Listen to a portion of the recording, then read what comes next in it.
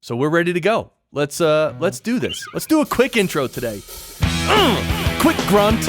Welcome to the Podcast Engineering Show. I'm Chris Curran. I produce podcasts for a lot of companies, and I also run Podcast Engineering School. I have a background in audio engineering, and when I entered the podcasting space about 9 years ago, I realized that there was a huge lack of audio skills, and that's where this show can help. If you implement the best of what you learn here, your podcast will sound a lot better, and you'll spend less time producing them, because time is money, as everyone knows. And as I'm turning down the volume, Barry, of course, is with me. But first, I want to let you know the next Podcast Engineering School semester is starting September 15th, 2020. Barry's with me, right, Barry? September 15th, right? Oh, forget it. Dude, I'm telling you.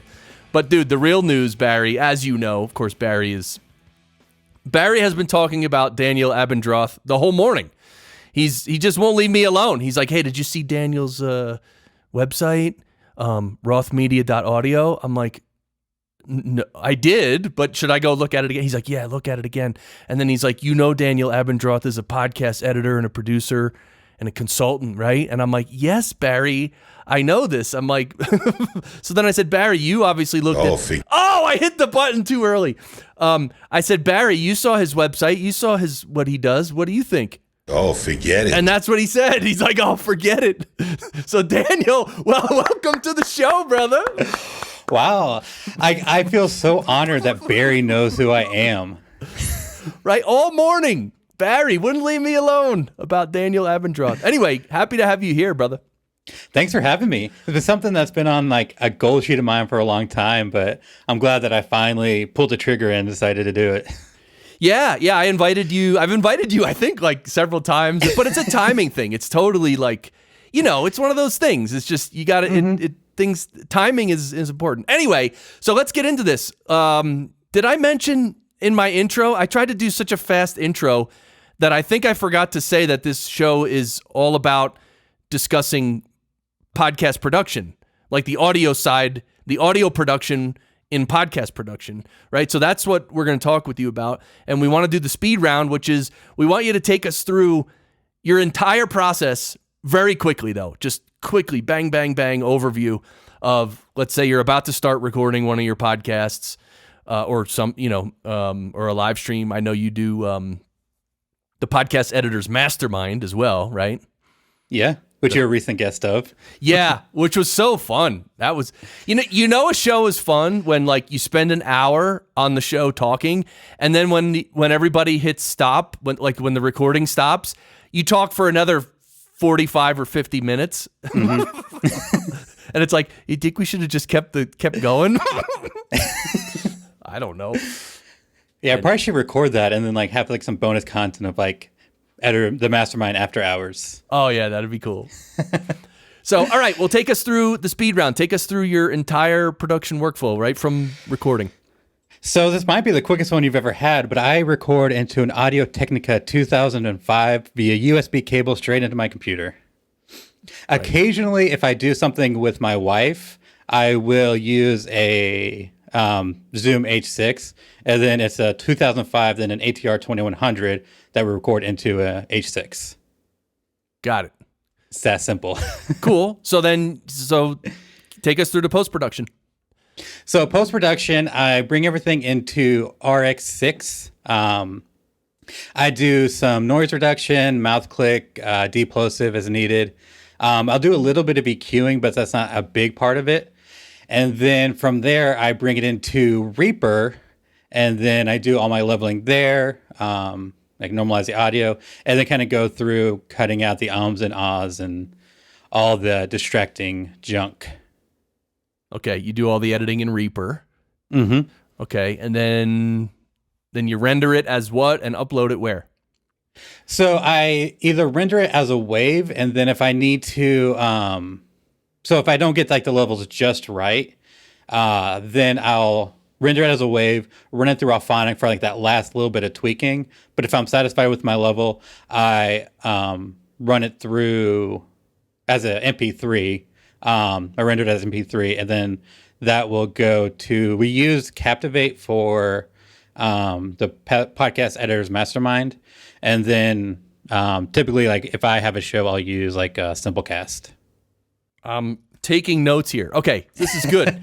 And I know you're big into Reaper, so I do want to talk about Reaper because Reaper is the DAW that I use as well. Yeah. Although I'm pretty sure you know a lot more about Reaper than I do because I don't actually know very much. I know a fraction of what Reaper is capable of. It's such a robust DAW because it's used for music production. Like what I use it for in podcasting is just like a fraction of what I can do, and there's still like so much that I can learn about it. Right, I feel the same exact way. But then again, there is. Oh, by the way, the one thing about Reaper that I wanted to ask you about was the. I think, is it in another DAW? It might be Adobe Audition where you can tell it to basically cut out silence, like sections of silence. You can have it basically cut it, make cuts on either side and then actually remove it. And then I just heard that you can do the same thing in Reaper, which I never knew. Yeah, and Reaper is called Auto Split / Trim, I believe. And the default shortcut is Alt S, and then you hit that. It brings up the little dialog screen. You can kind of fine tune how much you want, and then hit process. It runs through everything, and it'll cut out all like long periods of silence. Right. Yeah. All right. So we'll talk more about that. Well, actually, we should probably talk about it now. So the reason you would want to cut out silence is usually just because of background noise and distracting noises. Is that true? So I only use it whenever I do, and like if I'm editing an interview. And so it's like on separate tracks, obviously whenever one person is talking, there's a long silence on the other one, but there's always like those really annoying, like, yeah, or like they'll shift and you hear that little bit of like movement in the background. And so typically those will get left whenever you run the split trim, but it makes it a lot easier that as you're editing to cut all those out rather than trying to cut it out from like one. Like if it doesn't have those cuts and everything and like all the silence removed, it's a lot more difficult to like cut out those pieces. But once you do that, it makes it easier just to delete those like little regions as you're editing instead of taking time like while you're trying to cut everything else out. Right. Makes sense. Yeah. And this is something that is really, I think every podcast producer and editor has their own workflow and their own way they like to do things.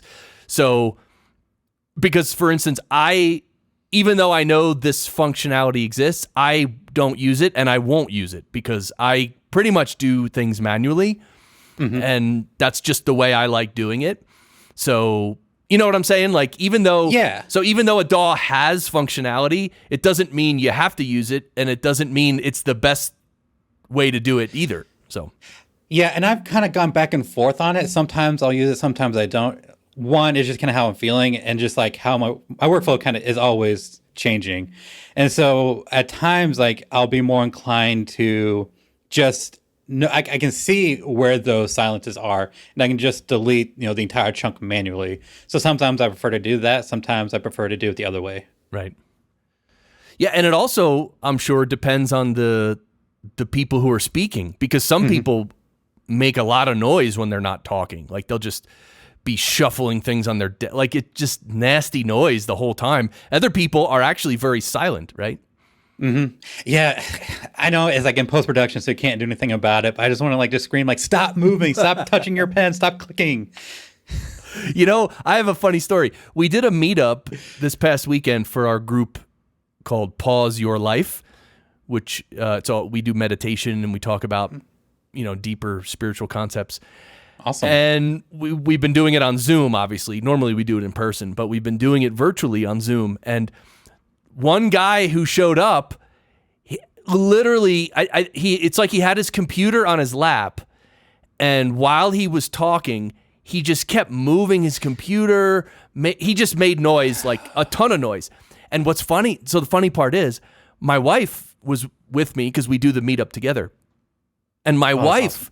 After hearing me for years talk about how people need to just be quiet when they're recording, like pretend you're in a recording studio, man. Don't just make all kinds of nonsense noises, right? And so literally after this meetup, I was like, yeah, and that guy, yeah, he was making a lot of noise. And she's like, oh, I heard it this time. She's like, that was terrible. So now even my wife can hear that. So please, people. So that's funny. I had a client I used to work with who would do interviews with Zoom, and he would take notes while the person was talking. So whenever, like, he'd ask a question and then his guest would start talking, and then you could hear all the clicking clackety of his keyboard as he took notes. And then eventually he realized this was happening, and it's important for him to take notes, which I get. But then he would pause his audio. And if you know anything about Zoom, whenever like one side pauses it, it actually pauses like the recording itself. Oh. So then whenever I get the audio, I get two different lengths of track that's all mixed up, because whenever he pauses to take notes, his recording just completely stops. Oh. So then I have to like take the video, which is lined up properly, which so weird how that works. And then like try to figure out how to line it all back up, because he also releases the video on YouTube. Oh. So I couldn't just like put it where it makes sense and go. I had to make sure that the voice matches up with the video. Right. Yeah, those are two things. Like first, yeah, Zoom, I tried to record audio, like a conversation, audio only on Zoom a couple years ago. And the tracks I got back, I didn't even understand it. I was like, wait, why is one 7 minutes and one is 38 minutes? Yeah. I'm like, I have like what? I literally didn't know what it was. And I literally was like, you know what? I'm not even going to bother figuring this out, because this is completely ridiculous in terms of audio production. Mm-hmm. Like what? So, but yeah. And then the other thing you brought up at the end, what was the last thing you said? Syncing the audio to the video. Right. So that's one thing about producing audio only that is great. You can just do anything. You can move stuff, you can fix stuff, you can shift things, you can change the order of things.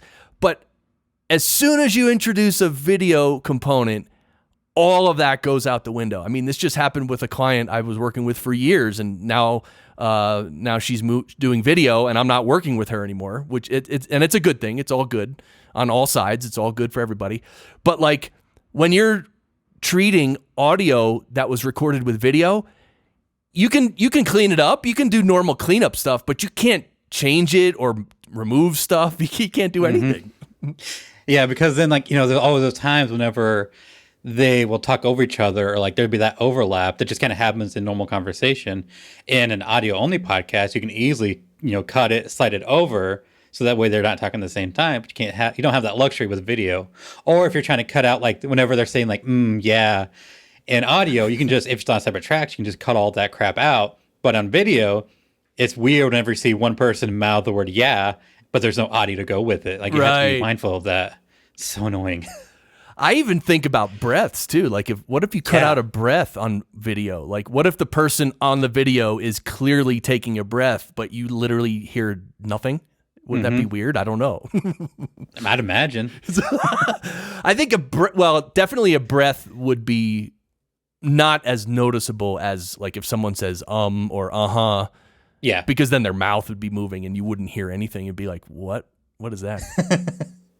Yeah. These things are so subconscious as well. Like some people who produce audio and video like, it doesn't matter, just cut it out. Like no one will notice. Well, people do notice. And if they don't notice consciously, they notice subconsciously. Like they know like something's not right here.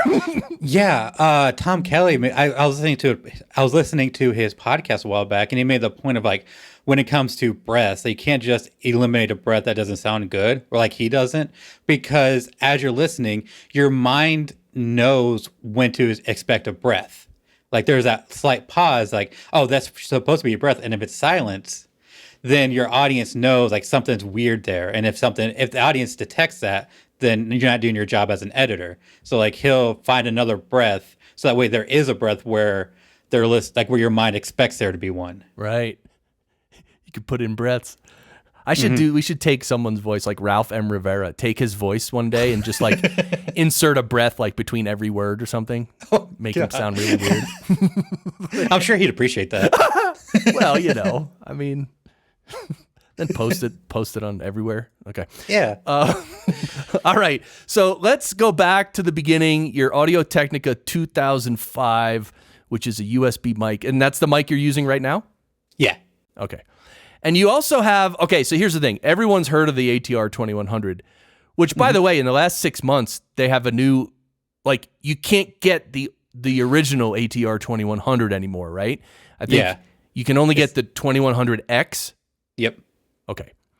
Yeah, and I think the only difference is it's a USB connection. So instead of the old one, it's now the USB-C. And maybe they changed like components of it, but that's the main difference. That and significantly more money. Right. And I think the higher sample rate and maybe a higher bit depth as well. Like, the resolution was improved a little bit, I think. Yeah.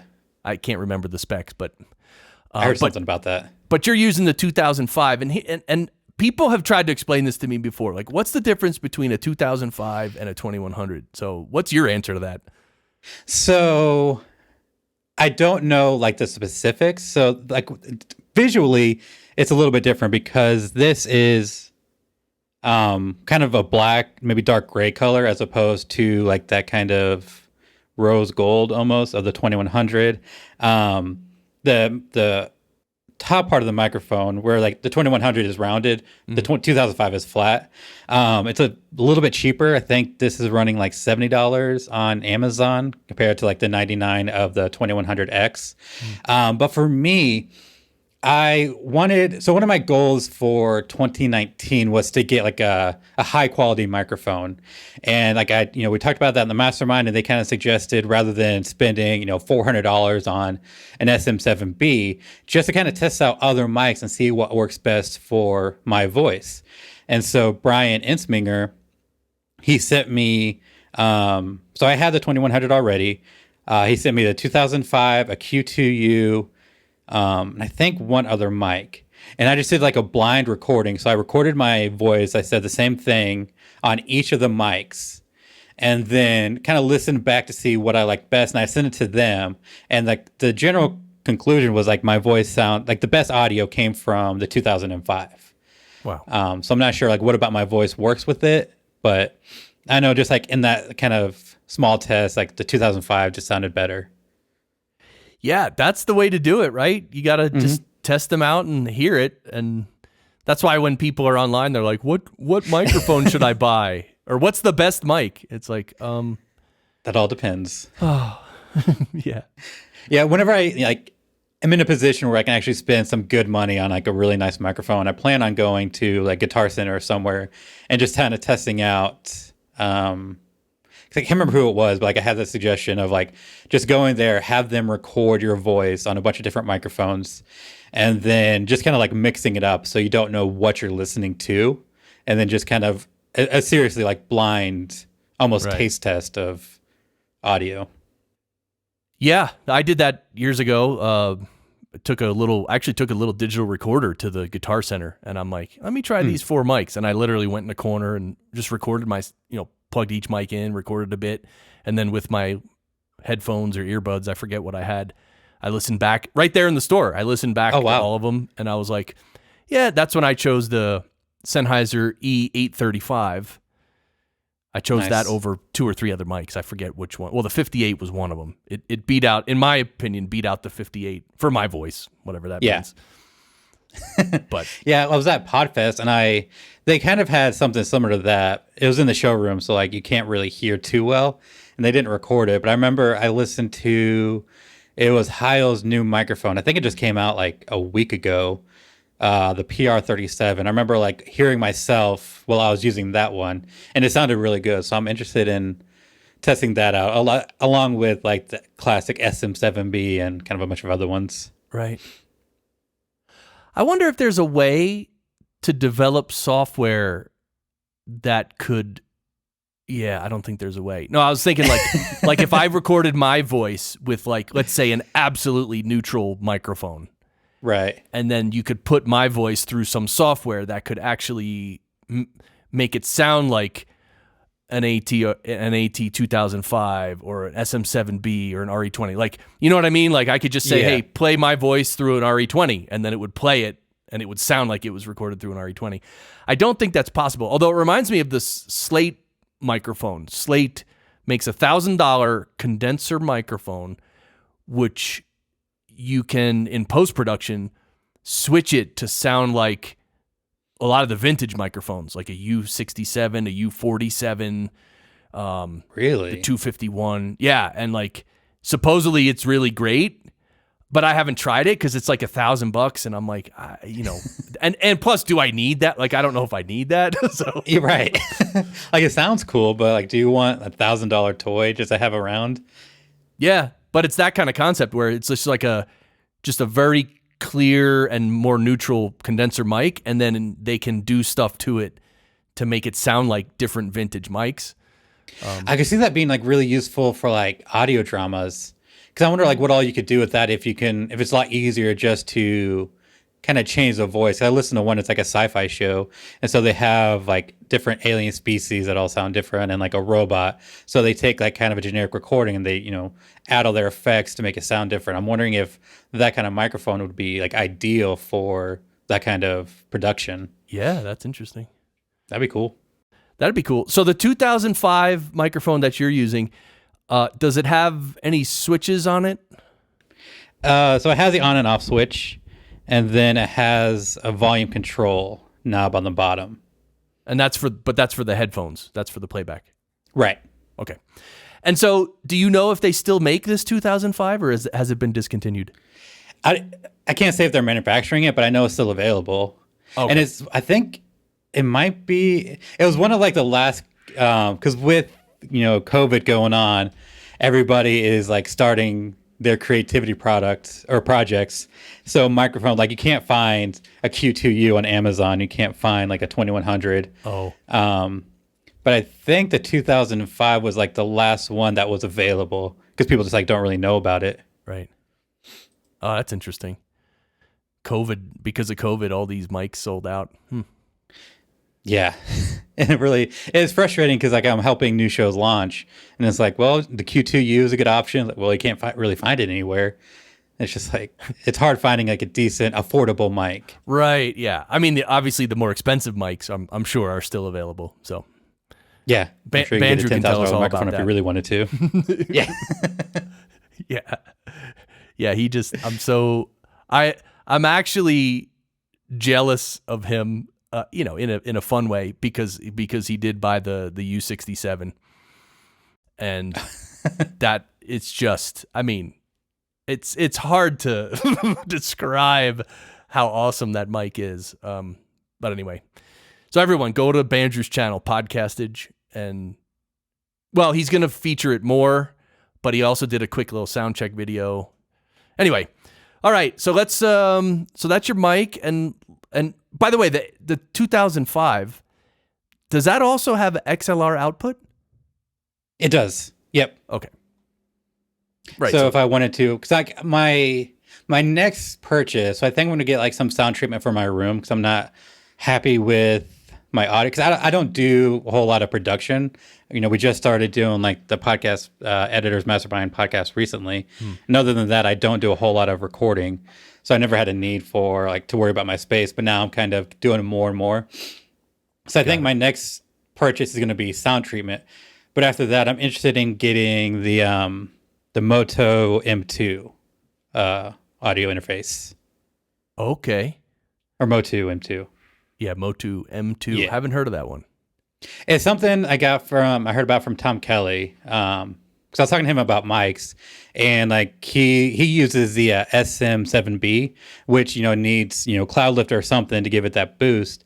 But he was saying that the Moto M2 actually has that built in, so you don't even need a cloud lifter or anything. Nice. With an SM7B because it has that boost built into it, and it's just it's a really clean audio.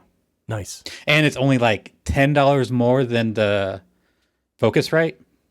Okay, the Scarlett 2i2.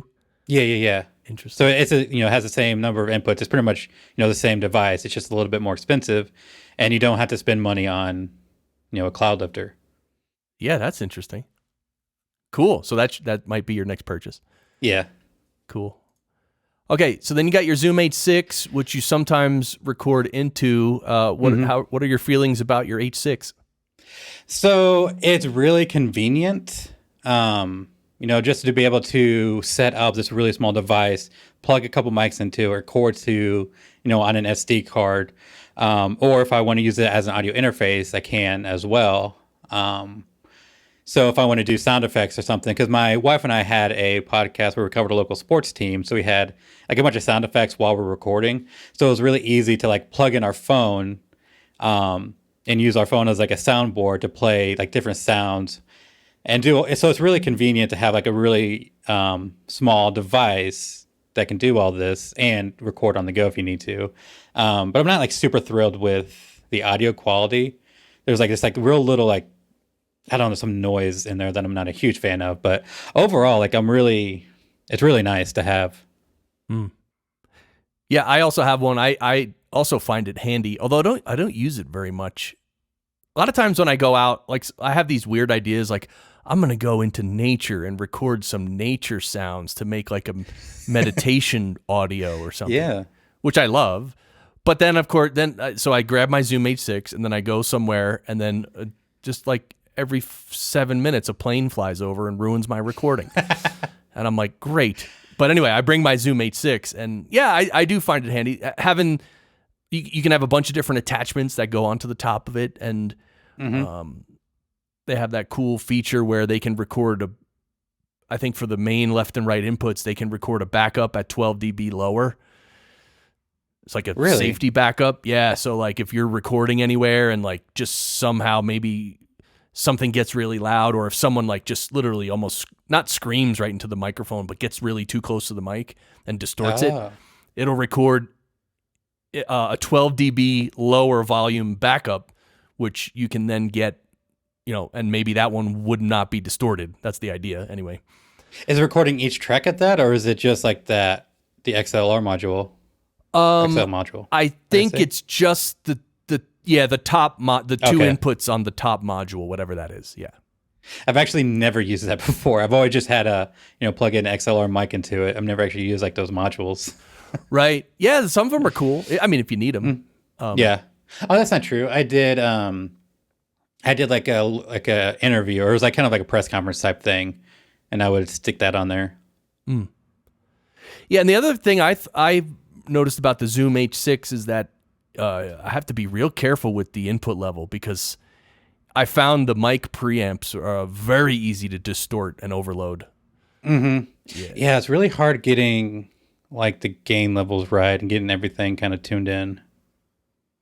I think the trick is it just obviously record in 24-bit and then just don't push your levels too much. Like just record at a little lower level than you might, because with 24-bit the quality is, I mean, even if the level is significantly low, it'll still be fine in post. Like you can boost it in post, no problem, if it's 24-bit. So, yeah. And I know sometimes we use it if I like do a live stream or something. I'll like use that to kind of get a bunch of different inputs into a stream. So then it's like trying to like get all the volume, like all the levels at least balanced. So you don't have like your voice really quiet, then like a sound effect comes in and blows your eardrums. Right. All right, then you're using so your post-production, you basically start with RX6 for your cleanup. So let's talk about that. Tell us some of the things you do in RX6.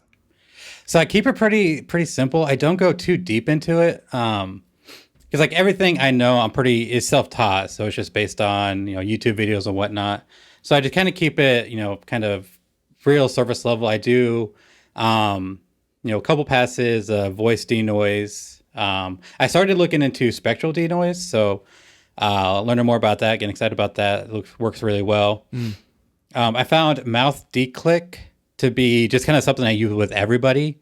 There's always like those little mouth noises that used to drive me crazy. But that does a really good job of kind of cleaning that up.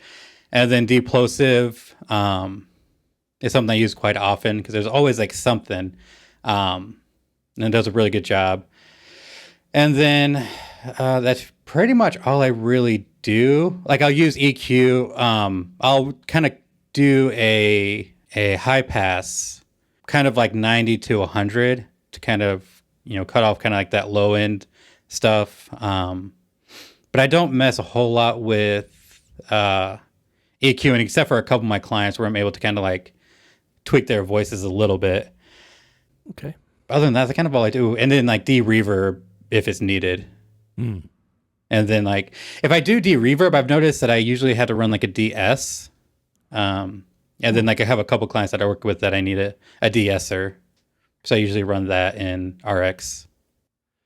Yeah, one of the things, so I want to talk to you about all these different things, but let's start with the De-Reverb since you just mentioned it. One of the things the De-Reverb in iZotope RX lets you do is there's a little checkbox to actually boost the person's voice, basically. So the enhanced dry signal? Yes, enhanced dry signal. Thank you. I have it up right now, so don't worry, I know. Sweet, yeah. So I that can sometimes be really handy because you mentioned if you use De-Reverb, sometimes it all of a sudden there's more sibilance than there was. Yeah. And so that part of that is because the De-Reverb is removing a bunch of low frequencies. So now the higher frequencies with the sibilance are more prominent. So if you check that box though, okay, that will in a way boost some of those low frequencies back in. That's what I've found anyway. I don't know exactly what it does. I didn't read the manual, but it seems to add more body back into the voice. Okay. And honestly, sometimes it adds too much body back in. It's sort of to my ears, sometimes it'll make it a little muddy. So I just always try that when I'm using the De-Reverb. I try it on or off, and then I see which one I like, and yeah. I have to start trying that.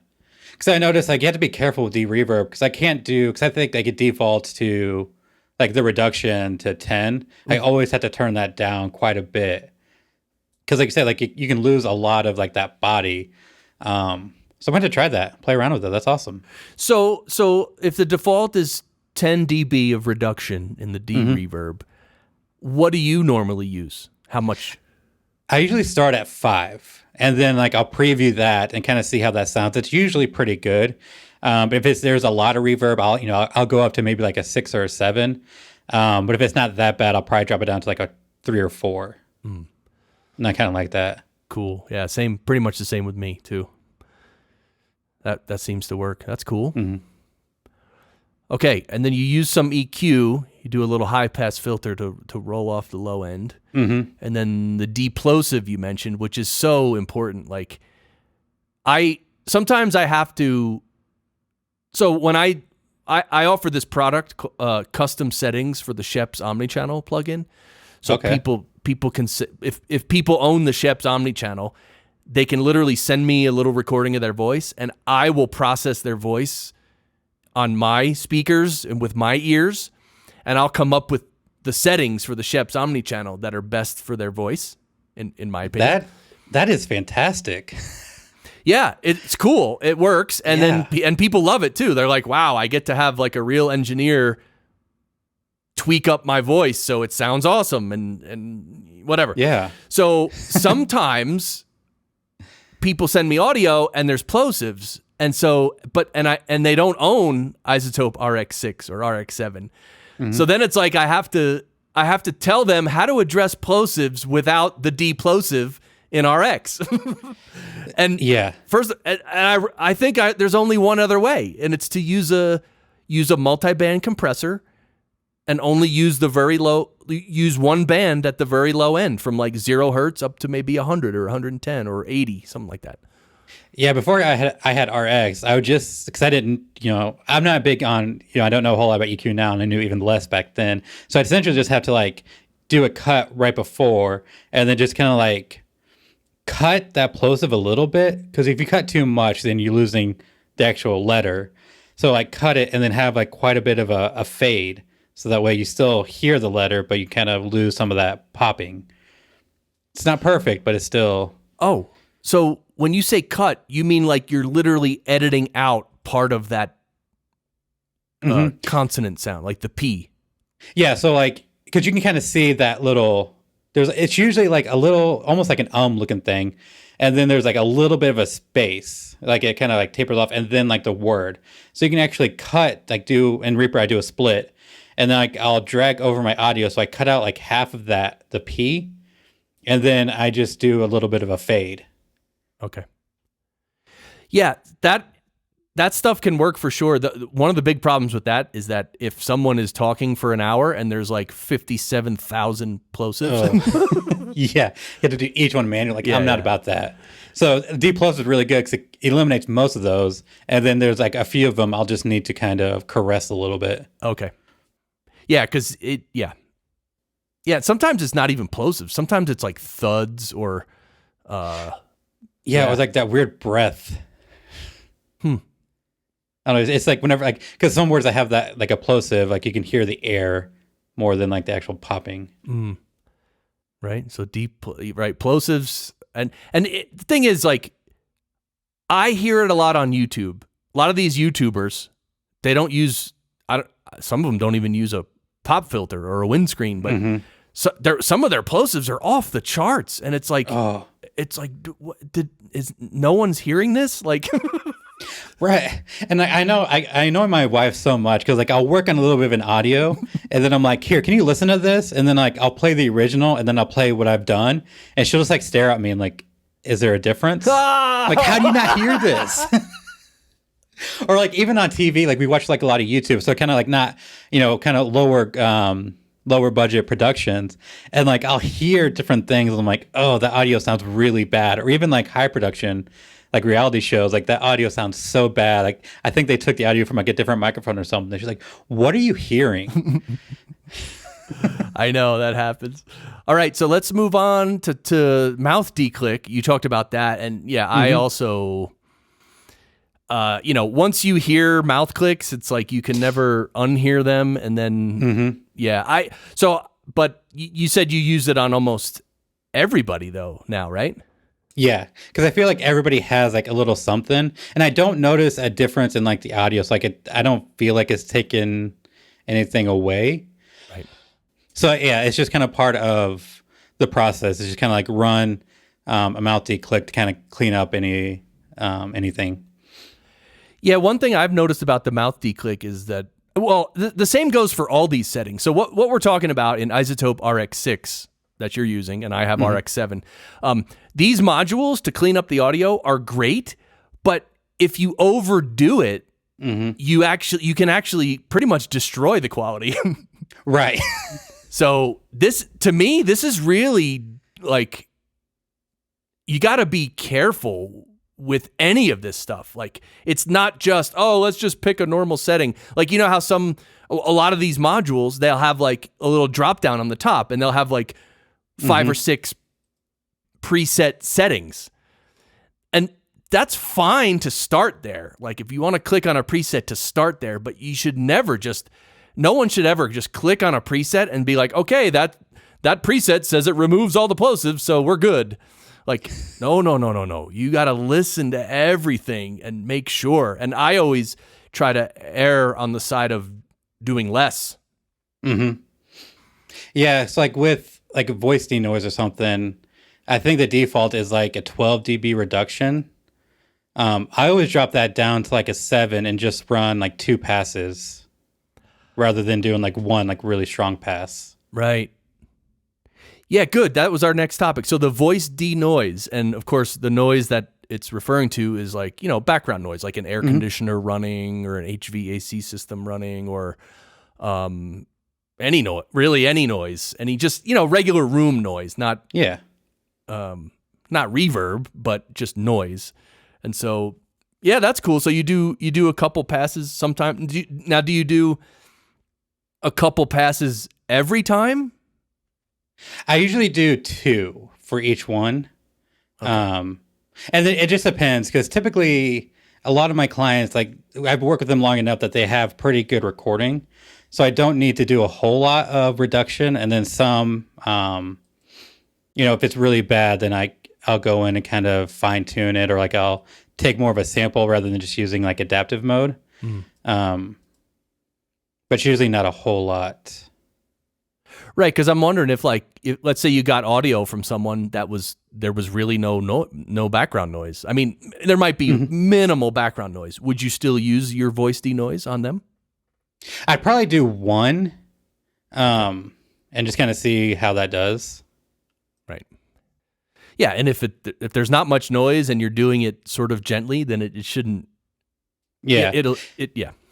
And if you see the spectral view in RX, and if I run it and I don't see like any change, then I'll just kind of undo it. Oh, I see. I'm more visual. Right. Yeah, well, the visual cues are really helpful. Mm-hmm.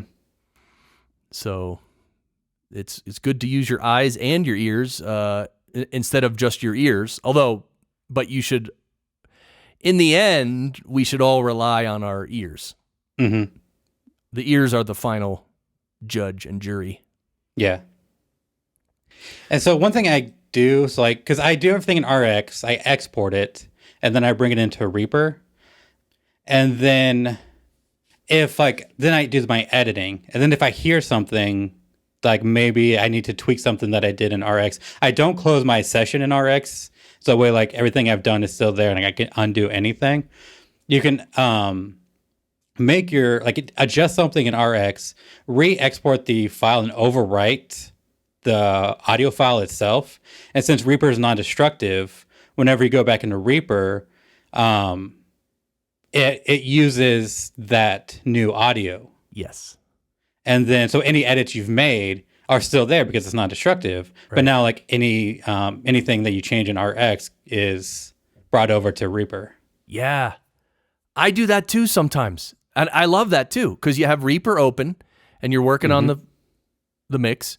And then you go back to RX, you make a change in RX. Let's say we need a little more noise reduction or something.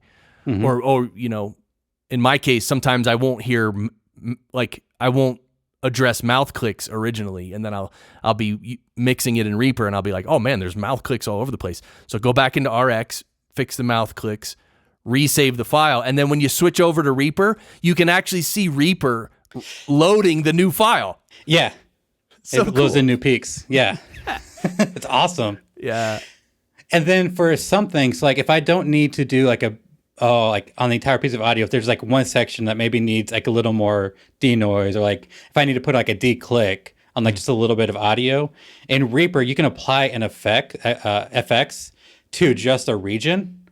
So you can just do a split around whatever section you want and just apply a plugin to that little section. Yeah. So sometimes I'll do that. That's cool.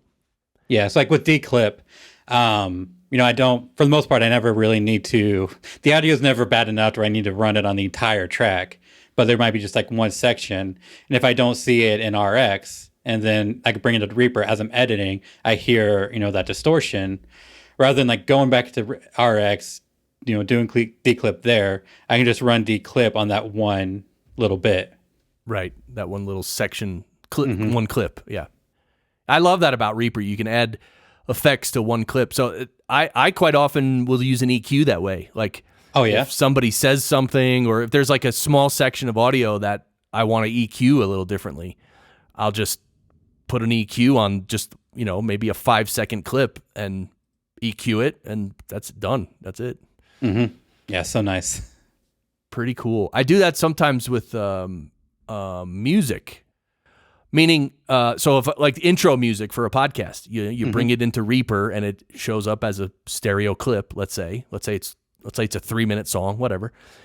If you want to EQ that song, because that's one thing I've found is that a lot of these standard royalty-free music that you can buy, it's highly mastered and it's highly compressed usually, and usually it's very bright. Although sometimes there's too much low end. So in order to get these stock music, the royalty-free music, to sit well in your mix, sometimes you got to EQ it slightly. So that's one thing I'll do there too. If it's a song, I'll just I'll go into that clip and just add an EQ there instead of adding it to the whole track. Although there's really no difference. You could do either one. They're both the same effect. Yeah. Because there's just music on that track. Right, because there's only music on that track, right? Yeah. And one thing I don't know if you do that, like let's say there's a 2-second clip where you want to add some delay. Like I think you could, and the delays would keep going, I believe. I haven't tried that, but I don't see why it wouldn't. no, well, because you know what I do in Reaper? I actually set up, because on my show in the beginning, like when I grunt, I put like a bunch of reverb and delay on my grunts. And same thing at the end when we yell sound great.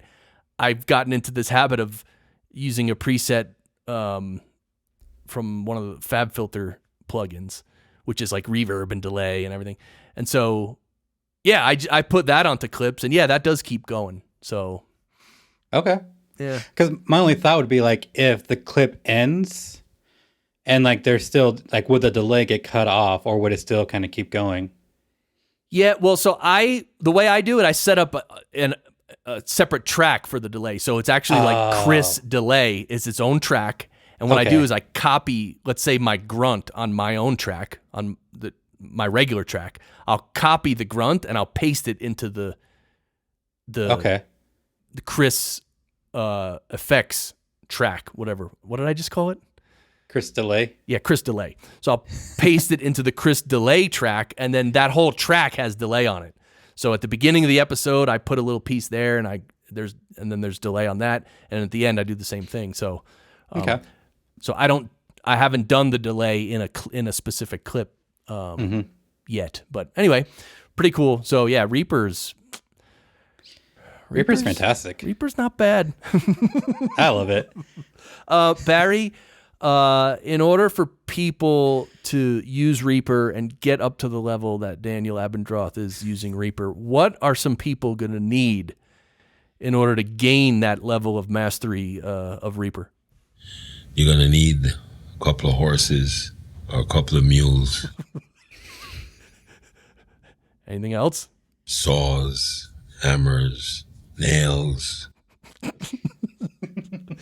Anything else?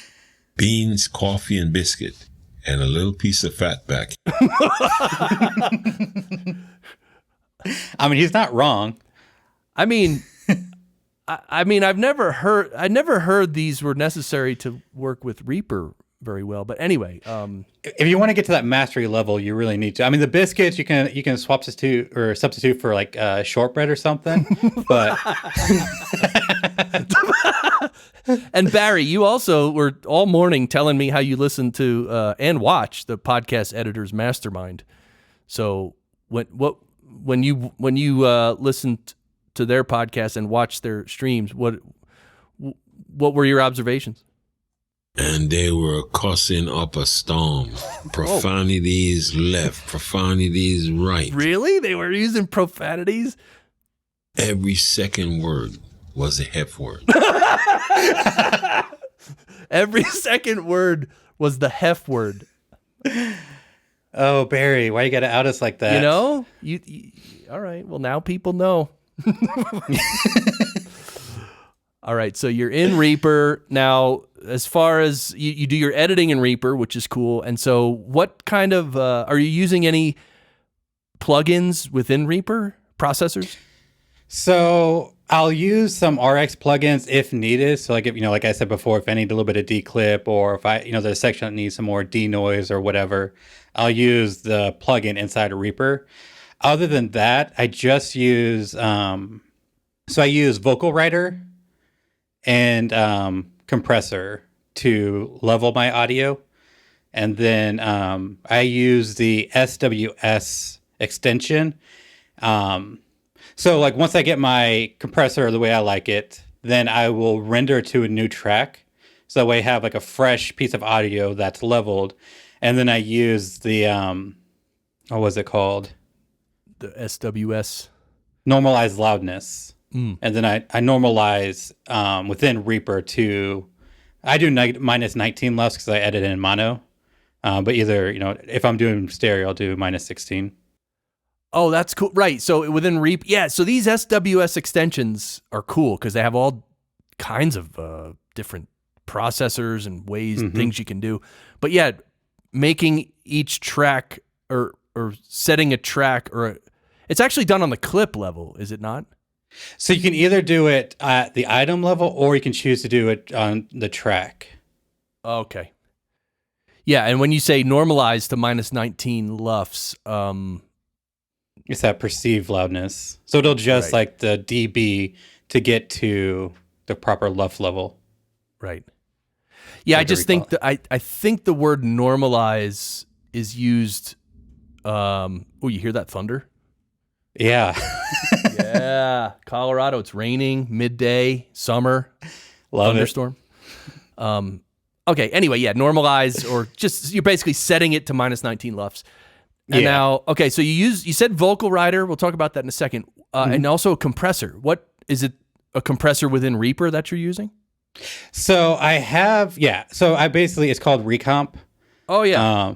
It's just a built-in Reaper compressor. I do have, I think Waves version has the API 2500. Oh. So I've played with that a little bit. I'm still kind of figuring it out. Need to devote more time to kind of doing more with it, but Yeah, that's a good one actually. yeah, Waves had a sale. It was like everything was like $30. So I got like the a meter. What was it called? Like the WLM, Oh, the WLM loudness meter, I guess.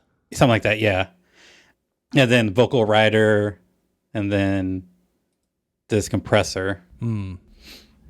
Yeah, you should. I would definitely use the API 2500 instead of the ReaComp. Yeah, I mean, because there's probably a significant difference. Okay. Yeah, like it's significant enough where if you ask my opinion, I would say, yeah, learn the API 2500 and use that instead. Yeah, I have the habit of like, just because like working professional, like, time is money. It's hard to like take the time to keep tweaking with something new whenever you kind of want to get the job done. But I need to actually like spend some time to get comfortable with it. So it's not a big deal. I did the same thing whenever I switched to Reaper, because I started with Audacity, and it was probably like 6 months of like going back and forth, trying to figure things out in Reaper, getting frustrated, and just doing it in Audacity because I knew how to do it. Yeah. It actually I uninstalled Audacity and forced myself to take however long it took to edit an episode in Reaper. And once I figured out like a few things, like how to make your cuts and how to do what I needed to do, I never looked back. Right. Yeah, that makes sense. That makes sense. That's very common as well. So what I would say is like so in the Reaper compressor that you're using, the ReaComp, which is spelled ReaComp, do you normally use the same settings in that compressor? No, I fine tune it for each track, each episode, each everything. Okay, so there, you could do the same thing with the API 2500. You could even go into the ReaComp and, note down where the threshold is, what the attack time is, the release time, and just write all that down, and then go into your API 2500 compressor and just dial in those settings as like a starting settings. Oh, yeah. And that way, when you open up the 2500, you're already at your starting settings, and then you can just tweak a couple things, which, you're already tweaking in the ReaComp anyway, so. Might as well do it there. Yeah, because part of the problem is because the 2500 looks like an analog compressor. So it's just like, it's a weird interface compared to like what you'd expect from ReaComp or whatever, where it's just like sliders and it's like that digital display. Which like the 2500 looks really cool because it has like the needles bouncing and everything, and like the knobs that you can turn. Yeah. So I think it's just a matter of like getting comfortable. So I like that idea to like take those same settings, put it into the API 2500, and kind of tweaking it from there. Yeah. And another thing you can do with a compressor plugin, if you want to get used to it, get to know it, just for fun and just for, you hear the thunder? Wow. All right. This is, we have thunder here in Colorado Springs sometimes. This is real life. So what you can do is open up or bring some music into Reaper, like some of your favorite songs, or like just bring some songs that into Reaper and use the API 2500 just to mess around, take one of your favorite songs and just crush the the bejesus out of it with the, you know what I mean? Like, Yeah. and then just see how much compression you're getting, mess with the attack time, hear and listen for the differences, change the release times while you're listening for the differences. And it's just that's one way to get comfortable with a compressor, is just to literally use a song that you know really well and just mess with the parameters for like, dude, even 10 minutes of that would make a remarkable difference in your ability to use that compressor for sure. I'm going to do that. I'll use Imagine Dragons Thunder. Yes, Thunder. I'm going to have to normalize the thunder in this episode. All right. So then Vocal Rider, I mean, do we even need to talk about Vocal Rider? Vocal Rider is tremendous, right? A game changer. Like, even so, like I said before, like I don't have any kind of professional training. Like everything is self-taught through YouTube or whatever. So I used to just use a compressor to try to like level out as much as I can, and then rely on Auphonic to get that, like, just kind of fine tune it. But with using the combination of Vocal Rider to bring it up and then compressor to bring it down, like it's so much easier and so much better. Like it's crazy. Yeah. Vocal. One of the best uses one thing I like best about Vocal Rider is the ability to, because a lot of people when they talk, they end up talking and then they end up trailing off, and then like they end up trailing off, right? They're just talking and then they get trailing off. And it's like, what? Like by the time they finish a sentence, you literally can't hear them. And it's like with the Vocal Rider, you can set it with enough upside where while they're talking normally, the Vocal Rider's kind of doing nothing. But then when they start to get really low, the Vocal Rider will just bring it up, to where it should be, so that even when someone trails off at the end of their sentences, you could still hear it, which is just, I mean, come on. It's amazing. It's great. And just kind of a plug for Tom Kelly. He did a really good YouTube video on his YouTube channel on how he uses Vocal Rider. And that was like a great starting off point to kind of like figure out how to use it and then kind of tweak it from there. Yes, Tom Kelly, past guest on this show. I forget what episode, but that was a good one. Yeah. Just Google his channel or like look up his channel for Vocal Rider and you'll see it. Yeah. Okay. And then, all right. Well, then out of Reaper, you render the wave file. And then, yeah, baby. I heard that. Let's do it. Okay. So you export it as a wave, and then you said sometimes you use Auphonic after that. Yeah. So what I'll do is I'll put the Wave WLM meter on my master track. And then I'll watch that. So I'll render it as an MP3 and I'll watch that and just kind of see, I'll look at the waveform, look at my meter and just kind of see how it does. And if I like the way it's leveled, then I'll leave it as an MP3, update my ID3 tags and then upload it to the media host. But I found, like, for me, like, whenever I'm doing interviews or something, I can't quite get, like, the guest and the host just right or, like, the way I want it. And so if there's too much variance in the meter, then I'll go back, render it as a wave, and then I'll use Auphonic just to kind of balance, like, the whole track just a little bit. Kind of get that, like, last little fine-tuning. Right, and then you also so then when you do use Auphonic that way, you're also telling Auphonic to put it at the proper LUFS level, right? Yeah, either -19 for mono or 16 for stereo. Right, but if everything looks good in Reaper, then you just render it as an MP3 straight from Reaper. Yeah, cool. And you said you tag it, but you tag it after, or can Reaper do tagging? I didn't know if yes, I never knew that. I don't think so. Oh, okay. Yeah, I didn't. At least in my research, I couldn't find a way to do it. Okay, yeah. So you render it as an MP3 and then you tag it. So what do you use to tag MP3s? It's the ID3 editor that. Oh yeah. Let me get the actual name of it. Yeah, I think that's the name. Same one that I use for MP3. Yeah, it's like $15. Yep. ID3 editor. It's not my favorite. I don't know if there's a better one. The one thing I wish is that you could do have defaults.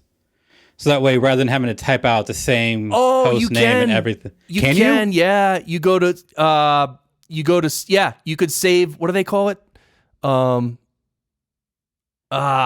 Yeah, you can do that. You can have it save all the tag information for a show, and I have it save everything except the actual title for that episode, and then also the episode number. I leave those two blank, and then I fill out everything else, and then you save it as like a template in ID3 Editor. And so the next time you can actually load that template, it'll load everything except the episode number and then the episode title, and which you just paste in and boom, save it. So you like export tag data as CVS or XML? Or is it save tag data? I'll have to look into that. Because that's huge. Yeah, that'd be so convenient. Where is it? I'll tell you in a second. Yeah, ID3 Editor. Yeah, no, you just go to File, and then there's Load Tag Data or Save Tag Data. Okay. So first save it, fill it out, everything except the episode number and the episode title. Fill out everything and save the tag data as a whatever file, and then next time you come in, or next time you open up an MP3 that you need to tag, then you just click on Load Tag Data, and you go find that file, and you load it up. That's it. That's fantastic. All right. So, then you use Captivate for hosting, and sometimes Simplecast, but yeah, anything else. Or whatever my client is using. Right, whatever your client is using. So, we're almost at the end here.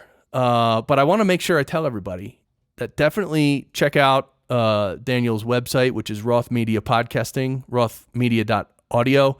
Yeah. And check out the Podcast Editors Mastermind show. It's a live stream and podcast, and what else is it? That's it. And what's really cool about that is we have people, so each week we'll have a different guest, either like an expert in podcasting like yourself, or somebody who, because it's for podcast editors who work for other people. So they're professional editors to get paid, have their business, whatever. And so it's kind of like the business side of podcast editing. So sometimes we'll have people come on who are struggling with something, and then just like in a mastermind, we kind of workshop out a solution. So if you're struggling in your business or with podcast editing and you need some other people to kind of help you out, like it's a great way to kind of get some help from other people in the field. Yeah, that's awesome. I had a great time. It was only like a week ago, not even, that I was on your show. I don't know.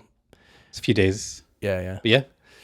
So, all right. Well, this has been awesome, Daniel. Thank you so much for coming on the show. And are you able to do the one last thing that is sort of a rite of passage on this show? I've been mentally preparing myself for it. Really? Yes. You mean you've been imagining yourself yelling into the mic, "Sound great"? I have. Okay. So I want everyone in their cars or jogging, wherever you are right now, we're all going to yell "Sound great" at the very end here. But I want to thank you for listening to the Podcast Engineering Show. Thanks again to Daniel Abendroth, our guest. And Daniel, we'll talk soon. Awesome. But right now it's time to scream. All right, everyone, go! Sound great! Yeah, oh yeah. Oh, forget There's no it. activity, no giggling.